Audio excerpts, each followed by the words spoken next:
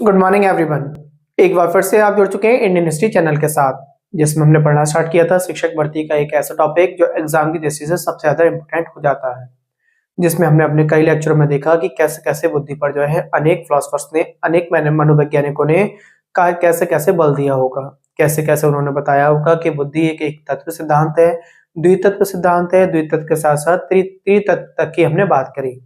कल के लेक्चर में देखा कि कैसे गिलफोर्ड ने ओसीपी के जो है 180 कारक बताए थे। उन सभी कारकों के बारे में हमने समझा। इसके बाद हमने देखा कि कैसे कैसे ग्रुप फैक्टर थ्योरी होगी, क्या मल्टीपल फैक्टर थ्योरी थी। इसके साथ साथ हमने सैम्पलिंग थ्योरी के बारे में भी कल के लेक्चर में समझा।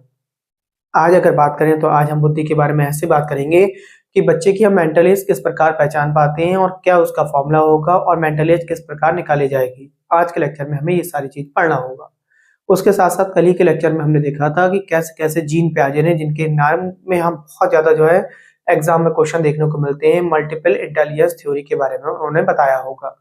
एक मल्टीपल फैक्टर थ्योरी है जो थॉर्नडाइक ने दी थी और एक आपकी मल्टीपल इंटेलिजेंस थ्योरी है जो पियाजे की रही होगी। इन दोनों में बच्चे बहुत कंफ्यूज होते हैं। एक बार फिर से मैं उन बातों को क्लियर कर दूं, किसने कौन सी थ्योरी दी है। ये सारी बातें आप समझने के बाद आज एक नया टॉपिक की तरफ को बढ़ेंगे। तो सबसे पहले अगर हम बुद्धि की बात करें तो बुद्धि का एक तत्व सिद्धांत दिया बिनेट ने। किसने दिया? अगर बुद्धि की बात करें कि आप ध्यान रखेंगे, हमारे सर ने बताया था हमें कि बुद्धि का एक तत्व सिद्धांत जो दिया गया, एक तत्व सिद्धांत, वो किसने दिया है? आप याद कर लेंगे, बिनेट ने दिया है। आप इसे टेबल बना के जिस प्रकार मैं यहाँ पे बना रहा हूँ उसी प्रकार आप याद कर लेंगे। और अगर आपसे बात आ जाए एक तत्व के बजाय वो पूछ रहे द्वितत्व सिद्धांत की बात करें, द्वितत्व सिद्धांत किसने दिया है, तो आप बताएंगे स्पीयरमैन ने बताया है सर ने। और स्पीयरमैन के बारे में हमने इन सभी सिद्धांतों के बारे में अपने लेक्चरों में सारा की सारी बातें समझाई हैं। सेम इसी प्रकार हम बात करें एक तत्व यानी बुद्धि एक तरीके की होगी या दो तरीके की होगी। इसके साथ साथ त्रितत्व की भी बात करी हमने। अगर त्रितत्व की बात करें तो आप बताएंगे त्रितत्व मतलब ओसीपी, और ओसीपी की बात करी थी गिलफोर्ड ने। किसने बात करी है? गिलफोर्ड ने बात करी है। तो बुद्धि एक त्रितत्व सिद्धांत है या त्रितत्व कारक है। इसकी बात करें अगर हम तो किसने बताइए? गिलफोर्ड ने इस बात की चर्चा की थी हमसे। ठीक है, और गिलफोर्ड के बारे में कल मैंने ओसीपी करके आपको बता दिए थे। कैसे इसमें 6 है, इसमें 5 और इसमें 6, तो 6 गुणा 5 गुणा 6 करके 180 कारक आपके तैयार हुए होंगे। ठीक, हमने 180 कारक के बारे में बात कर ली थी। इसके बाद बात करें तो बुद्धि एक समूह के रूप में कार्य करती है, जिसे हम ग्रुप फैक्टर थ्योरी का नाम लेते हैं। तो ग्रुप फैक्टर थ्योरी आपसे पूछी जाती है कि ग्रुप फैक्टर थ्योरी किसने दी है, तो आप ध्यान रखेंगे ग्रुप फैक्टर थ्योरी देने वाले कौन थे? ग्रुप फैक्टर थ्योरी आपने याद करा होगा, मैंने आपको पीछे के लेक्चर में सारी बातें समझा रखी हैं। तो ग्रुप फैक्टर थ्योरी की बात आ जाए तो तुरंत बता देंगे ये दी थी थर्स्टन ने। किसने दी थी? थर्स्टन ने। तो ग्रुप फैक्टर थ्योरी हो जाएगी आपकी थर्स्टन की। इसके बाद मल्टीपल फैक्टर थ्योरी, ठीक सेम इसी से मिलती जुलती मल्टीपल फैक्टर थ्योरी की अगर बात करें तो किसने दी है? ये दी है आपको थॉर्नडाइक ने। किसने दी है? थॉर्नडाइक ने दी है आपकी मल्टीपल फैक्टर थ्योरी, थॉर्नडाइक। इसके बाद आगे की अगर बात करें, देखो 5 थ्योरी आपने पढ़ ली थी। कल हमने आपको एक बात करी थी थॉर्नडाइक के साथ साथ सैम्पलिंग थ्योरी की। बुद्धि जो होती है ना कि कहीं ना कहीं एक दूसरे की बुद्धि जो है कहीं ना कहीं अटैच हो रही होती है। तो ये बात बताई थी हमें थॉमसन ने। किसने बताई थी? थॉमसन ने। थॉमसन ने बताई हमें प्रतिदर्श थ्योरी, या हम आपको बात करेंगे सैम्पलिंग थ्योरी का नाम लेंगे। तो सैम्पलिंग थ्योरी कल हमने पढ़ ली थी सैम्पलिंग थ्योरी के बारे में। तो सैम्पलिंग थ्योरी देने वाले कौन थे? आपके थॉमसन थे। इसके बारे में भी हमने कल चर्चा कर ली थी। इसके बाद हमने देखो 6 प्रकार की, जब ये बुद्धि पढ़ाने के बाद हमने कहा बुद्धि जो होती है पदानुक्रम में चलती है। तो पदानुक्रम का सिद्धांत पूछ लेगा कभी कभी आपसे। तो ये भी हमने आपको कल के लेक्चर में समझाया है। बर्ट या बिनेन ने जो है, बर्ट और बिनेन दोनों ने मिलकर पदानुक्रम का सिद्धांत दिया है। तो आप याद कर लेंगे। ठीक है, पदानुक्रम का सिद्धांत देने वाले कौन है? पदानुक्रम का सिद्धांत। ठीक है, तो आपसे पूछ ले आप क्या बताएंगे? बर्ट अथवा या बर्ट या बिनेन के बारे में बात करेंगे। बर्ट और बिनेन दोनों ही लिख देता हूं मैं आपको, बर्ट और बिनेन।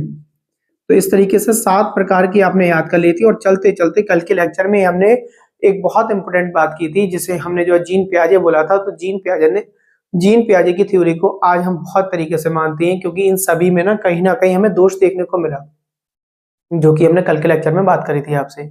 तो ऐसी ही हमने बात करी मल्टीपल इंटेलिजेंस थ्योरी वर्तमान में पढ़ी जाती है। और मल्टीपल इंटेलिजेंस थ्योरी के जो जनक हैं, जो देने वाले हैं, उनका नाम है जीन पियाजे। ठीक, तो मल्टीपल इंटेलिजेंस की थ्योरी आपको मैंने 8 प्रकार की बुद्धियां पढ़ा दी। तो मल्टीपल इंटेलिजेंस थ्योरी किसने दी है आपको? अगर आपसे पूछ ले तो ये देने वाले कौन है आपके जीन पियाजे हैं। ठीक, यहां तक की बात क्लियर हो गई होगी। आज हम चलते हैं एक नए टॉपिक की ओर। नए टॉपिक का मतलब है नई चीज जो हमें एग्जाम की दृष्टि से बहुत ज्यादा इंपॉर्टेंट हो जाती है। देखिए, हमारी जो एज निकाली जाती है, अगर हम एज की बात करें तो एज दो प्रकार से गणना की जाती है। एक होती है आपकी मेंटल एज, मानसिक आयु। मानसिक आयु का मतलब है कि आप लोग दिमागी रूप से जो है कितनी आपकी आयु आकी जा रही है, उसे बोलते हैं मानसिक आयु। तो सबसे पहले आज हम जो बात कर रहे हैं, अब अगर हम चर्चा करेंगे, हम नए पॉइंट की चर्चा करेंगे, यहाँ से नंबर 1 का पॉइंट हो जाएगा टुडे का। तो आपकी हो जाएगी, एक तो हो जाएगी मेंटल एज। मेंटल एज का मतलब आपकी जो दिमागी आयु है। ठीक, बच्चा जो होता है ना, जैसे कि जो है आप किसी भी बच्चे के बारे में जब बात कर रहे होते हैं तो आपने खूब बोला होगा कि इस बच्चे की मेंटल एज कितनी है, मेंटल एज कितनी है। फॉर एग्जांपल मैंने कहा कि बच्चा जो है 2 साल का है और उसकी बातें इस तरीके से दिखाई दे रही हैं कि वो बड़े बड़ों की तरह बात कर रहा है, तो उस समय आइडिया लग जाती है कि इसकी आयु जो है लगभग 2 साल से ऊपर की बात कर रहा है, ऐसे बात कर रहा है जैसे 5 साल का हो, 6 साल का हो। तो ये आयु जो होगी वो आपकी मानसिक आयु होती है, इसे हम मेंटल एज बोलते हैं। कौन सी एज बोलते हैं? मेंटल एज बोलेंगे, आप ध्यान रखेंगे। ठीक, मेंटल एज के बारे में बात हो जाएगी। इसके बाद सेम मेंटल एज के साथ साथ एक दूसरी एज और होती है जो इन एजों के तरीके से एक बच्चे की बुद्धि बताने के काम में आती है। तो एक तो हमने मानसिक आयु पढ़ ली और एक होती है आपकी क्रोनोलॉजिकल एज। तो क्रोनोलॉजिकल एज को बोलते हैं तैथिक आयु। क्या बोलते हैं? तैथिक आयु। अब इनमें अंतर क्या है देखिए, दूसरी हो जाती है आपकी तैथिक आयु यानी आपकी क्रोनोलॉजिकल एज। तो हम इसकी बात करेंगे, क्रोनोलॉजिकल एज की बात करें, इसे बोलते हैं हम तैथिक आयु।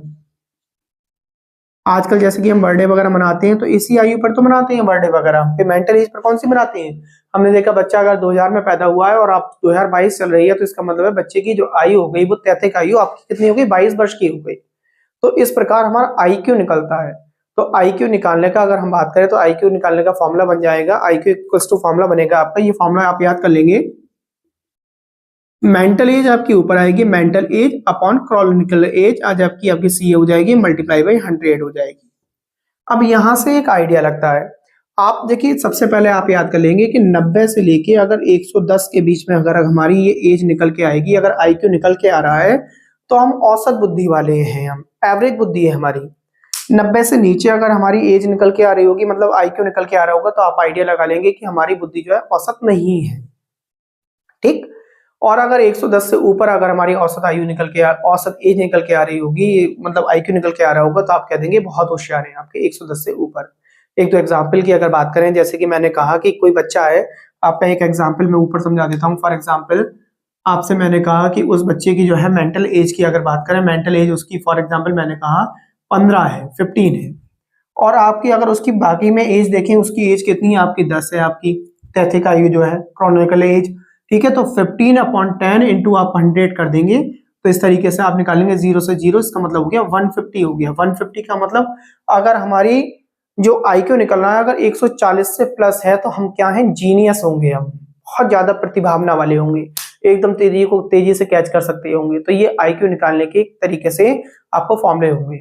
ठीक, अगर मैंने आपको कहा इसे उल्टा कर दे, हमने जैसे बोला आपसे, ये तो पहला एग्जाम्पल हो गया।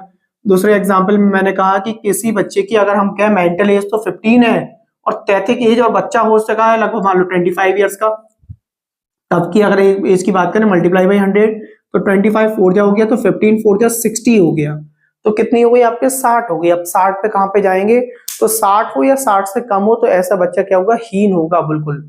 ठीक है, फीबल होगा, फीबल मतलब माइंडलेस होगा, उसमें फीबल माइंडेड वाला होगा, उसकी बुद्धि में कोई ना कोई बात सही तरीके से एक बार में, 2 बार में, 3 बार में आसानी से घुसेगी ही नहीं। और एक बार 2 बार की बजाय अगर आप 20 बार 50 बार भी उसके सामने कोई वर्ड बोल देंगे आप, तो वो समझ तो जाएगा वर्ड को समझने के बाद उसके बाद भी 2 दिन बाद 3 दिन बाद बिल्कुल उसके लिए अननोन हो जाएगा वही वर्ड। तो 60 से कम या 60 में जाके आपकी फीबल माइंडेड हो जाएंगे आपकी। एक मैं आपको चार्ट बना देता हूँ, कौन सी एज में जाके आप किस प्रकार बोले जाएंगे, उस चार्ट को आप याद कर लेंगे और बना लेंगे अभी मेरे साथ में ही। ठीक है, अभी जैसे कि मैंने बोला कि बच्चे उसकी उम्र कितनी है? 140 से प्लस आई, यानी 150 आई थी, तो 140 से प्लस एज वालों को जीनियस बोला जाता है। ठीक, तो टेबल बना रहे हैं। जैसे कि पहला पॉइंट हमने देखा, हमने क्या देखा कि अगर 140 से प्लस है तो उसे हम क्या बोलेंगे? जीनियस बोलेंगे, कि बच्चा बहुत जीनियस है, तेजी से किसी भी बात को कैच कर पाएगा।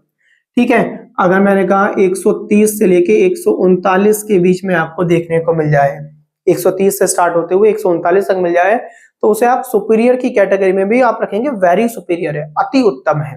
ठीक है, तो इसे हमने क्या बोला, वेरी सुपीरियर बोला, वेरी सुपीरियर। आप अपने आप लिख लेना, अति उत्तम भी लिख सकते हैं इसमें। ठीक है, अब सेम ऐसी 120 से अगर 129 तक होगा तो ये सुपीरियर होगा, आपका सुपीरियर होगा। ठीक, जैसे कि ऊपर आया मतलब अति उत्तम, तो इसमें हो जाएगा केवल उत्तम। मैं यहाँ पे हिंदी में उत्तम लिख देता हूँ, आप यहाँ पे अति उत्तम लिख लोगे। जीनियस का मतलब प्रतिभावना वाला होगा। ठीक, अगली एज अगर बात करें 110 से लेके 119 के बीच की आएगी। देखिए अब उत्तम आ गया, उत्तम से नीचे को आ जाएंगे, तो उत्तम से नीचे अगर बात करें तो आपको हो जाएगा ब्राइट, यानी अच्छा। ठीक, अगला कौन सा हो जाएगा, 110 से 119 में आ जाएगा आपका ब्राइट। ब्राइट का मतलब अच्छा होता है, आपको सभी को पता है। अभी जैसे कि मैंने आपको बोला भी था यहाँ पे आपकी एज के बारे में कि 90 से 110 जो होती है वो औसत बुद्धि होती है, तो यहाँ तो 110 से ऊपर है। तो अब 5वें पॉइंट पे अगर हम याद करें तो हम इसे ऐसे याद कर लेंगे कि 101 से लेके आपकी 101 से लेके 109 तक की बात हो जाएगी यहाँ पर। ठीक है, 101 से लेके 109। और छठे पॉइंट में हम बात करें तो किसमें हो जाएगी आपकी 91 से लेके आपकी कितनी हो जाएगी, आपकी 99 तक की बात हो जाएगी। 120 से 29 हो गया। ठीक, 110 से 119 हो गया, और 101 से यहाँ पे हो जाएगा आपका ठीक है, चलिए ठीक, 101 से हो जाएगा आपका। तो हमने आपकी कहाँ तक की बात कर ली, 110 से 119 तक आपको बता दिया कि ब्राइट होगा। सेम आपकी हम बात करें, ब्राइट के नीचे जो आते हैं नॉर्मल आ जाते हैं आपके। ठीक, नॉर्मल की अगर बात करें तो नॉर्मल में क्या होगा, नॉर्मल में मैंने आपसे कहा जैसे 100 से 109 के बीच में किसी की जो है IQ बैठ रहा है तो उसे बोलेंगे आप वो हाई नॉर्मल है, औसत है। ठीक है, औसत में भी क्या, उच्च औसत वाला है। ठीक, तो इसमें आप ऐसा भी कह सकते हैं, यहाँ पे 100 से स्टार्ट कर लेते हैं। ठीक है, 100 से 109 के बीच में क्या होगा, हाई नॉर्मल में आ जाएगा आपका, हाई नॉर्मल। ठीक, हाई नॉर्मल हो जाएगा। और इसके बाद हमने इसमें बात करी तो ये हो जाएगा आपका 90 से स्टार्ट होगा, 90 से लेके कहां तक चलेगा, 99 तक चलेगा। ये केवल नॉर्मल बोला जाएगा कि ये बच्चा नॉर्मल होगा। तो normal, high normal, bright, superior, very superior, genius हो गया आपका। 90 से लेके 99 तक की हमने बात कर ली। 90 से 99 में कहां पे आ गया, हाई नॉर्मल की वजह केवल नॉर्मल में आ गया। कहीं कहीं आपको ऐसा भी होगा, औसत निम्न करके बोल सकते हैं, लो नॉर्मल करके बात किया जा सकता है। तो नॉर्मल की जगह में आप यहाँ पे लिख सकते हैं लो नॉर्मल भी कर लिख देंगे, एल लिख दिया है मैंने आपको। ऐसे ही आपका 90 से 99 हो जाएगा, तो यहाँ पे हो जाएगा 80 से 89 हो जाएगा। ठीक, 80 से 89 के बाद अगर बात करें तो 8वां पॉइंट आप उसे और नीचे ले लें तो जो हो जाएगा 70 से 79 तक हो जाएगा, 70 to 79। ठीक है, 79 तक हो जाएगा। और ऐसी और बात करें तो जो हो जाएगा 60 से लेके 69 तक हो जाएगा आपका। ठीक, तो 80 से 89 के बीच में अगर बात करेंगे तो बच्चा अपना 90 से जैसे नीचे आना स्टार्ट हो जाएगा तो मन बुद्धि कहलाएगा। मन बुद्धि का मतलब आपका डल कहलाएगा। क्या कहलाएगा, डल हो जाएगा। यहाँ पर 80 से 89 में जाके बच्चा डल होने लगेगा। डल का मतलब मन बुद्धि।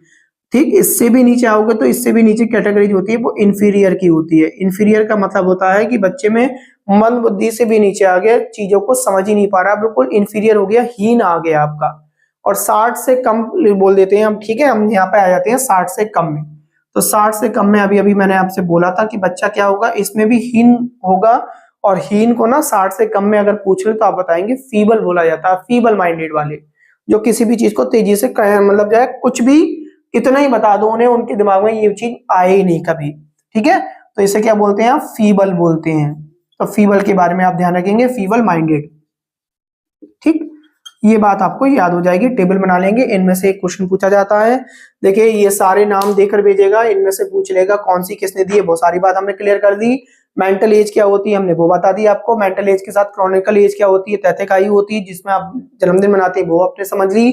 IQ का फॉर्मूला क्या होगा आप ध्यान रखना, मेंटल एज ऊपर आती है और क्रॉनिकल एज जो होती है वो नीचे आएगी आपकी। मल्टीप्लाई बाई 100 होगा ऐसे। 90 से 110 के बीच की आयु जो हमारी मेंटल एज होती है, मतलब IQ होता है हमारा, वो एवरेज बोला जाता है। और सभी तरीके के IQ मैंने लिख दिया, आपके कहीं भी IQ पूछ ले आप, इन IQ को आप याद कर लेंगे। इसके बाद आगे की ओर बढ़ेंगे। देखिए एज की बात हो गई। अब कभी कभी इनके इंटेलिजेंट टेस्ट होते हैं। इंटेलिजेंट टेस्ट कितने प्रकार के होते हैं, 2 प्रकार के टेस्ट होते हैं। ठीक, आपसे इंटेलिजेंट टेस्ट के बारे में पूछा जाएगा, आपसे पूछेगा कि इंटेलिजेंट टेस्ट जो होते हैं वो कितने प्रकार के हैं, आप बताएंगे 2 प्रकार के। एक तो आपका ग्रुप में होगा और एक आपका सिंगुलर होगा। ग्रुप का मतलब सामूहिक परीक्षण होगा आपका, और एक हो जाएगा आपका व्यक्तिगत परीक्षण। अब ये किस तरीके से होंगे उनकी बात करते हैं। ठीक है, ठीक है भाई, देखते हैं इंटेलिजेंट टेस्ट की। अब नया हेडिंग जो हो गया आपका इंटेलिजेंट टेस्ट की बात कर रहे हैं। इंटेलिजेंट टेस्ट कितने प्रकार के होते हैं, अभी अभी मैंने आपको बताया ये 2 प्रकार के होंगे। अगर पहला वाले की बात करें तो ये सामूहिक होता है, और दूसरे की अगर बात करो तो ये व्यक्तिगत होगा आपका। इन दोनों को बहुत ध्यान से समझना जरूरी हो जाता है, एग्जाम की दृष्टि से बहुत इंपॉर्टेंट बनते हैं ये दोनों। सामूहिक भी अगर बात करें, सामूहिक भी और सामूहिक के साथ व्यक्तिगत भी। अब देखिए सामूहिक में क्या खास बात है। सामूहिक में सबसे बड़ी अगर बात करें, मैं आपको एक एग्जाम्पल के जरिए से बताता हूँ। सामूहिक में दो प्रकार से टेस्ट लिए जाते हैं। जैसे कि जब फर्स्ट वर्ल्ड वॉर हुआ था 1914 से लेकर 1918 तक, जब फर्स्ट वर्ल्ड वॉर चला होगा, तो वहां पे जब सेना की भर्ती हो रही होगी तो सेना की भर्ती करने के लिए यानी एक समूह में भर्ती हो रही होगी, ग्रुप में, और उस ग्रुप में भर्ती करते समय दो तरीके के टेस्ट हुए। उसमें एक बोला गया आर्मी अल्फा टेस्ट और दूसरा बोला गया army beta test. Army alpha test में वो व्यक्ति आते हैं जो बहुत ज्यादा पढ़े लिखे होते हैं और तेजी से डिसीजन ले सकते हो। तो आपसे पूछा जा सकता है सामूहिक में आता है ये आर्मी अल्फा टेस्ट किसका है, तो आप बता देंगे सामूहिक टेस्ट का है, ग्रुप टेस्ट है ये। इसमें क्या होते हैं, बहुत ज्यादा पढ़े लिखे आते हैं जो तेजी से डिसीजन ले सकते हो। यानी मैंने कहा बहुत ज्यादा सेना है, सेना के ऊपर एक कमांडर बैठा हुआ होगा और कमांडर चीजों को एकदम भापते ही जो है कोई भी डिसीजन ले लेगा। तो ये हो गया आर्मी अल्फा टेस्ट। और आर्मी बीटा टेस्ट में वो आएंगे जिसमें कम पढ़े लिखे लोग होते हैं कि केवल जो है उन्हें आदेश दिया जाए और आदेश के अनुसार काम करना स्टार्ट कर दें। आप देखते ही होंगे, जैसे कि मैंने आपसे कहा कि कम पढ़े लिखे जो होते हैं उनके ऊपर बहुत पढ़ा लिखा व्यक्ति बैठा हुआ होगा और उसने एक आदेश दे दिया तो ये लोग मरने को तैयार हो जाएंगे। उन्हें पता नहीं अब मुझे क्या करना है, जैसा हमारे अधिकारी ने कह दिया वही सही है हमारे लिए। तो ये आपको ध्यान रखना है। सामूहिक में सर ने हमारे दो प्रकार के बताए, एक तो बताया आर्मी अल्फा टेस्ट, ठीक है, दो प्रकार का है, आप बता देंगे। एक होता है आर्मी अल्फा टेस्ट, और आर्मी अल्फा टेस्ट के बारे में आपसे पूछ ले तो आप बता देंगे बहुत ज्यादा पढ़े लिखे जो होते हैं वो आर्मी अल्फा टेस्ट में होते हैं। और आर्मी बीटा टेस्ट की अगर बात करें तो इसमें अगर पूछ ले आपसे तो आप बता देंगे जो कम पढ़े लिखे होते हैं इसमें आर्मी बीटा टेस्ट में आते हैं वो। ठीक, ये बात आपको क्लियर हो गई होगी। आर्मी अल्फा टेस्ट और आर्मी बीटा टेस्ट किसके प्रकार हैं, आपके ग्रुप फैक्टर के हैं, यहाँ पे समझ जाएंगे। यानी इंटेलिजेंट टेस्ट करते हैं तो जो ग्रुप में परीक्षण किए जाएंगे उनके होंगे सामूहिक परीक्षण के। ठीक, इसके कुछ फायदे भी होते हैं, आपसे कभी कभी फायदे भी पूछ लेता है। जैसे कि क्या होगा, तो एक तो समय कम लगेगा। आप सी टेट का, यूपी टेट का या किसी भी जो है राज्य स्तर पर जो भर्तियां निकलती हैं उसका जब टेस्ट देने जाएंगे तो वो यही होगा, एक ग्रुप में टेस्ट हो रहा है। जब ग्रुप में टेस्ट हो रहा है तो क्या होगा, आपका टाइम बहुत कम, मतलब जो है बहुत कम समय में जो है बहुत सारे लोगों का एक साथ टेस्ट हो जाएगा। इसके साथ साथ पैसे का खर्च बहुत कम होगा, पैसा बहुत कम खर्च होगा। सरकार क्या करेगी, फॉर एग्जाम्पल मैंने कहा एक क्लास में 30 बच्चे 24 बच्चे, आपको मैंने उससे ज्यादा बच्चे बिठाएगी, बिठाने के बाद एक टीचर या दो टीचर की ड्यूटी लगा देगी और उसमें भी उनकी ड्यूटी लगाएगी वो कुछ लोग, जैसे कि मैंने कहा क्लरिकल डिपार्टमेंट के हो गए या टीचर हो गए, ऐसा नहीं है बहुत बड़े अपर अधिकारी को लाकर बिठा दिया टेस्ट लेने के लिए आपका। ठीक, उनसे नीचे का क्यों, क्योंकि उन्हें कुछ भी पारितोषिक देके कम पैसे देकर जो है उस दिन की ड्यूटी कराई जा सकती हो। ठीक, अगर ऐसा नहीं है कि बहुत बड़े अधिकारी को बैठाया जाए तो वहां पे क्या होगा, वहां पर ये होगा अधिकारी आएगा तो उसके तो पेमेंट भी बहुत लेगा वो। तो इसमें देखो फायदा क्या हुआ, एक तो टाइम बहुत कम लगा और खर्चा भी बहुत कम हुआ इसमें, तो सामूहिक टेस्ट का ये भी फायदा है। बट फायदे के साथ साथ कहीं ना कहीं दोष भी पाए जाते हैं इनके। देखिए सामूहिक टेस्ट दे दिया, टेस्ट देने के बाद क्या हुआ, लोग बाग पास हो गए, पास होने के बाद उसका वो परीक्षण नहीं हो पाया जो व्यक्तिगत में होता है। जैसे कि व्यक्तिगत में क्या होगा, आप जब व्यक्ति से निजी मिलने के बाद बातचीत करोगे तो उससे आइडिया लगाया जा सकता है कि हकला है, तोतला है, गूंगा है, कैसा है। मगर सामूहिक में ये आइडिया नहीं लगा सकते। उसने तो एक बार किया, वो वर्बल और नॉर्मल वर्ब की तरह टेस्ट आया और टेस्ट को पास किया, पास करने के बाद जब वो आगे बढ़ गया। ठीक, तो व्यक्तिगत के क्या फायदे हैं, व्यक्तिगत में होता है कि समय तो ज्यादा लगता है, समय ज्यादा के साथ साथ इंसान को हम भाप भी सकते हैं। जैसे कि आपने देखा है कि ये दोनों ही तरीके के टेस्ट किए जाते हैं जो बड़ी भर्तियां होती हैं उन पर। आपके इंटरव्यू भी लिए जाते हैं, इंटरव्यू में भी 10 लोग, 15 लोग, 20 लोग बैठे हुए होते हैं। मैंने कहा 4 लोग भी अगर बैठे हुए हैं तो वो अलग अलग दिशाओं पर जो है बात करते हैं आपसे, तो एकदम भाप जाते हैं वो कि ये इसका IQ लेवल कितना होगा, क्या इसे हम इस पोस्ट के लिए बैठा सकते हैं या नहीं बैठा सकते हैं। तो ये बात आपको समझनी होगी। ठीक, आप ध्यान रख सकते हैं, है ना। तो सामूहिक में कहीं कहीं दिक्कत भी होती है। सामूहिक में दिक्कत ये भी होती है जो बच्चे रखने वाले भी होते हैं वो भी जो है बहुत अच्छा करके चले जाते हैं, बट उन्हें इंटेलिजेंट नहीं कहा जा सकता। ठीक, ऐसा नहीं है। आपको जो है सी टेट के लिए मैंने आपसे कहा कि 90 नंबर आपको जो है पास करने हैं, आपको यूपी टेट के लिए 90 नंबर पास करने हैं, और पास में किसी बच्चे की 89 मार्क्स आ गए, केवल 89 हो गए और एक नंबर से वो मान लीजिए किसी कैटेगरी में जाके रह गया, तो वो इंटेलिजेंट नहीं होगा। 89 नंबर वाला बहुत इंटेलिजेंट भी हो सकता है, कोई ना कोई उसे दिक्कत रही हो, नहीं हो पाया वो पास। बहुत सारी कंडीशन होती है, रास्ते में जाते समय अचानक उसका एक्सीडेंट हो गया, वो हाथ में चोट लग गई हो, तो उसका ध्यान इतना जो है शरीर पे जो चोट लग गई है उसकी वजह से उसका ध्यान नहीं बन पा रहा हो एग्जाम की दृष्टि में। तो 89 नंबर वाला, 89 नंबर वाला ये नहीं है कि वो डल हो, बहुत इंटेलिजेंट भी हो सकता है। और जो 125 नंबर लेके आया हो 150 में से, तो 125 नंबर वाला जो है कैसा भी हो सकता है, रटन हो वो। रटता हो, रटने के बाद जो है उसका जो है एक दिन बना उसका और उस दिन बनने के बाद उसने एग्जाम दे दिया। मैं बहुत सारे लोगों को देखता हूँ कि कभी-कभी बच्चे हमें एग्जाम्पल देते हैं, उसके 120 नंबर है, उसके 125 नंबर है, तो ध्यान से ये देखना होता है कि उसके अंदर काबिलियत कितनी है, काबिलियत वाक़ई में वो काबिल है क्या? मैंने ऐसे ही बच्चे देखे हैं जो सीटेट के, यूपीटेट के बच्चे बहुत ज़्यादा एग्जाम को पास कर लेते हैं, अच्छे नंबर है, 100 प्लस नंबर ले आते हैं, 110 प्लस, 120 प्लस नंबर है उनके, और उनसे अभी जरा उनसे कह दो जरा एक मैथ का सवाल करना, तो मैथ के सवाल में इतने काँपने लगेंगे कि क्या होता है। उनकी इतनी स्पीड नहीं होगी कि वो जो है एक बोर्ड के सामने, या मैंने कहा एक माइक पकड़ के बोलने लगे, तो चेहरे पर पसीना आ जाएगा, लाल हो जाएँगे वो। आप उनसे ना एक सिंपल सा क्वेश्चन भी पूछ लोगे ना, तो उसमें इतने होपलेस हो जाएँगे, वो क्या कर पाएँगे। वो क्लास में जाके सही से ना चॉक या डस्टर लेके या मार्कर लेकर जो है बच्चों को समझा नहीं पाएँगे कि मुझे कैसे समझाना है, और वो इतने बड़े काबिल बन के आते हैं 120 नंबर प्लस करके भी। तो यहाँ पर क्या हो गया कि व्यक्तिगत में हम पहचान सकते हैं, व्यक्तिगत में पहचान लेंगे कि इसकी मेमोरी, इसका आईक्यू क्या है, बट ग्रुप फैक्टर में अगर हम बात करें, ग्रुप में हम जो है जब व्यक्तिगत परीक्षण करते हैं उसमें पहचान पाते हैं, सामूहिक परीक्षण में इतनी चीज़ों में दिक्कतें रहती हैं। तो ये बात आपको मैं समझता हूँ ये सारी बातें क्लियर हो गई होंगी, व्यक्तिगत परीक्षण क्या है और सामूहिक परीक्षण क्या है, और इनके क्या-क्या फायदे हो सकते हैं, क्या-क्या दोष हो सकते हैं, सारी बातें आपने क्लियर कर ली होंगी। इसके बाद आपसे बहुत पूछा जाता है परीक्षण के प्रकार क्या होते हैं, परीक्षण के प्रकार के बारे में आपसे पूछा जाएगा, ठीक? तो टाइप्स ऑफ इसकी जो है टेस्ट के बारे में बात होगी, तो आपको मैंने दोनों ये समझा दिए। इसके बाद एक नया पॉइंट लेते हैं हम, वो क्या पॉइंट होगा आपका, परीक्षण के प्रकार। देखिए किस प्रकार से हो सकता है। देखिए परीक्षण का प्रकार जो होगा, एक पढ़ेंगे हम, शाब्दिक परीक्षण हो सकते हैं आपके, शाब्दिक शब्दों के आधार पर परीक्षण होते हैं, बोलने का उच्चारण कैसा है, उसकी भाषा कैसी है, ये सारे के सारे शाब्दिक हो गए आपके, है ना, वर्बल जिसे बोलते हैं। एक हो जाता है अशाब्दिक परीक्षण। तो अशाब्दिक में मैंने कहा जैसे नॉन वर्बल रीजनिंग पढ़ते हैं हम, जिसमें जो है मैंने आपसे कहा कि फॉर एग्जाम्पल चित्र बना दिया और चित्र बनाने से हमने पहचाना, बच्चे से पूछा कि बताइए इनमें क्या डिफरेंस है, या मैंने कहा अगली जो है उसकी क्या आकृति बनेगी। तो शाब्दिक से तो भाषा की पहचान कर सकते हैं, ठीक? आपने कोई मुहावरा बोल दिया, कोई लुकनती बोल दी, कोई ब्लम शब्द बोल दिया, और उससे जो है बच्चे से पूछा कि बताओ, इसे एक्सप्लेन करके बताओ इसका क्या मतलब है, तो उसकी भाषा का पहचान कर सकते हैं। आप ये देख सकते हैं उसकी कितनी पकड़ है शब्दों पर, कितना वो शब्दों को समझ के उन पे आइडिया लगा सकता है, कितना उन पर लिख सकता है। तो एक तो शाब्दिक परीक्षण हो जाएगा जिसे हम वर्बल टेस्ट बोलते हैं, और एक हो जाता है आपका अशाब्दिक। अशाब्दिक यानी नॉन वर्बल हो गया, जिसमें चित्र वगैरह देने के बाद या कड़ियों को देने के बाद उससे बच्चे से कह दिया जाए कि इन चीजों को आप पहचानो, ठीक? तो शाब्दिक हो गया, अशाब्दिक हो गया। इसी तरीके से एक और होता है आपका परफॉर्मेंस टेस्ट, ठीक है? परफॉर्मेंस टेस्ट भी होते हैं आपके। देखिए परफॉर्मेंस टेस्ट की बात करें हम तो किस प्रकार से हो सकते हैं। देखिए परफॉर्मेंस टेस्ट की अगर बात करें तो होता क्या है, इसमें बात कर लें। कभी-कभी क्या होता है ना, शाब्दिक और अशाब्दिक से दोनों से जो है बच्चा जो है किसी न किसी भांति निकल आता है, बट जो है कभी-कभी हमने देखा कि उससे हमने कहा कि कोई कलाकृति करके दिखाइए, तो वहां जाके तो होपलेस नहीं हो रहा है। मैंने कहा उससे डांस करके दिखाइए, तो डांस करने में भले से उसे डांस आता था या नहीं आता था, बट उसने कितनी उसमें कोशिश अपनी करनी चाहिए। क्या उन कामों को करने के लिए वो आगे बढ़ सकता है जो काम उसे नहीं आते हैं, ठीक है? तो इस तरीके की जो टेस्ट होंगे आपके, वो परफॉर्मेंस टेस्ट करके चले जाते हैं। मैंने कहा आपसे डांस हो गया, या बिना बोले किसी चीज को शो करना हो गया। मैंने आपको एक स्टोरी दे दी, वो बच्चे से कहा कि आपको ये स्टोरी दे दी, आपको ये स्टोरी प्ले करनी है और आपको बोलना नहीं है ना?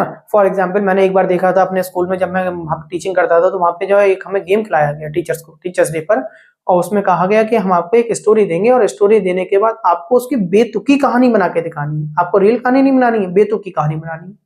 बेतुकी कहानी से बना के आपको बताना है कि कैसे-कैसे क्या होगा। अब फॉर एग्जाम्पल हमें टॉपिक दिया कि कौवा काला होता है। अब कौवा काला होता है, उस पे बेतुकी कहानी बनानी है। कि आपको उसमें क्या, एक टीचर कौवा बनेगा, कौवा बना, कौवा बनने के बाद उससे दूसरा बोले आप काले कैसे हो? तो उसने बेतुकी कहानी बना दी, बोले मैं तो बहुत गोरा था, मैं तो बहुत ज्यादा सफेद था। एक दिन क्या हुआ, मैं निकल के जा रहा था, उड़ रहा था, तो जो है मैं कहीं जाकर बैठ गया, वहां पे धुआं हो रहा था और धुएं से मेरा रंग काला पड़ गया, तो मैं काला हो गया। दूसरे ने कहा, बोले मैं जा रहा था तो मेरे पास जो है क्या नाम है, मैं उड़ते उड़ते थक गया था, थकने के बाद मैं एक भैंस पर जाकर बैठ गया और भैंस काली थी, और अचानक मैं उस पर जाकर सो गया, तो सो के जब मैं उठा तो भैंस का काले रंग जो है वो मेरे ऊपर चढ़ गया आकर। तो इस तरीके से क्या है बच्चा, आप किस तरीके से किसी चीज को सेटिस्फेक्शन दे सकते हैं, जो काम आपको नहीं आता है क्या उस पर भी आप जो चर्चाएं कर सकते हैं। तो अगर कर सकते हैं तो आपका परफॉर्मेंस बहुत बेस्ट है। तो इस तरीके से भी आपके टेस्ट देखने को मिलते हैं। दो बातें और पूछी जाती हैं, इनके बारे में मैं बता दूं आपको। देखिए एक वेस्टलर नाम के जो है आपके मनोवैज्ञानिक थे, उन्होंने दो तरीके के टेस्ट के बारे में चर्चा की है। एक है आपका WAIS, आपसे पूछा जाएगा। ठीक है, वेस्टर्न मनोवैज्ञानिक ने कौन कौन से बताए। वेस्टर्न मनोवैज्ञानिक की बात करें अगर हम, यहाँ लिख दे रहा हूं मैं आपको, कौन थे, वेस्टलर थे, वेस्टलर मनोवैज्ञानिक थे। ठीक है, मनोवैज्ञानिक थे। तो कितने टेस्ट बताए, एक तो बताया आपको WAIS, WAIS की बात करी, और दूसरे टेस्ट की अगर बात करें तो दो टेस्ट बताए आपको, एक बताया WISC। ये दो तरीके के टेस्ट बताए हैं। तो दोनों टेस्ट कितने बताए, बैचलर ने बताए। बैचलर के बारे में ये पूछा जाएगा आपसे, इसकी फुल फॉर्म पूछ रहे तो आप बताएंगे। पहला वाला WAIS, इसका मीन हो गया बैचलर। ठीक है, bachelors adult intelligence test. A for adult हो गया, आई फॉर इंटेलिजेंस हो गया, और एस फॉर अगर हम बात करें यहाँ पे किसकी बात हो रही है, यहाँ पे जो आपके टेस्ट है यहाँ पे उसकी बात हो रही है, जैसे कि मैंने आपको स्केल बोल दूं। ठीक, तो आप बता देंगे बैचलर एडल्ट, ठीक है, इंटेलिजेंट स्केल करके बोल देंगे। ठीक, ये बात आपको क्लियर हो गई होगी। और WISC की बात करें तो हो जाएगा bachelor intelligence scale for children. ये दोनों बातें आपको ध्यान रखनी है। धीरे धीरे बुद्धि हमने पूरी पढ़ ली, बहुत सारे फिलोसफर्स मनोवैज्ञानिकों के बारे में पढ़ लिया हमने, आपको दिखाया कि इतने सारे हमने आपको पिछले लेक्चर्स में बता चुके हैं, इनकी डिटेल हमने आपको पढ़ा दी है। शायद मैं आइडिया लगाता हूं कि एग्जाम की दृष्टि से बनने वाले क्वेश्चन अब आप नहीं छोड़कर आएंगे। इनके साथ एक क्वेश्चन बहुत पूछा जाता है, ये बात आप ध्यान रखेंगे। एक बुद्धिमत्ता वर्ड होता है, बुद्धिमत्ता शब्द का जो है सबसे पहले जो है किसने उपयोग किया, या बुद्धिमत्ता का जो है जनक किसे बताया जाता है, तो आप बताएंगे गाल्टन को बुद्धिमत्ता का जनक बोला जाता है। इन्होंने बताया था कि बुद्धिमत्ता जो होती है वो जन्मजात क्षमता होती है। ठीक, ये बात ध्यान रखेंगे। ये सारी बातें मैंने आपको अपने लेक्चर में कंप्लीट करा दी। बुद्धि के बारे में हमने समझ लिया, और बुद्धि के साथ साथ हमने बहुत सारे जो है फिलोसफर के बारे में समझ लिया, चाहे उसमें बिनेट हो, स्पीयरमैन हो, गिलफोर्ड हो, थर्स्टन हो, थॉर्नडाइक हो, थॉमसन, वर्ट और बिनेन, जीन पियाजे, और इसके साथ साथ कैट वगैरह के बारे में भी हमने अपने पिछले लेक्चर में बात कर ली। एग्जाम की दृष्टि से बनने वाले सारे क्वेश्चन हमने आपको चर्चा कर ली, इनके डिटेल के साथ कहानी के बाइस हमने पढ़ना स्टार्ट किया। एक का पहले कौन आया, दूसरे नंबर पे कौन आया, तीसरे पे कौन आया, किसने किसमें क्या कमियां बताई और क्या उसने सुधार करना चाहा। आज के वीडियो में केवल इतना ही, कल फिर एक नया टॉपिक लेकर स्टार्ट करेंगे। CTET का जो हमने आपको जो पैडागोजी स्टार्ट की थी, तो लगभग हम बात करें आज 60% पैडागोजी आपकी फिनिश हो चुकी है, केवल 40% पैडागोजी रह गई है। उसके साथ साथ वो चीजें रह गई हैं जो एग्जाम की दृष्टि में एक टीचर को पता होनी चाहिए, कैसे वो बच्चे को जो है शैक्षिक अनुपात में बताएगा उसे। ये सारी बातें आपके समझ में आ रही होंगी, नोट्स बनाते रहें, वीडियो को देखते रहें। नमस्कार, धन्यवाद।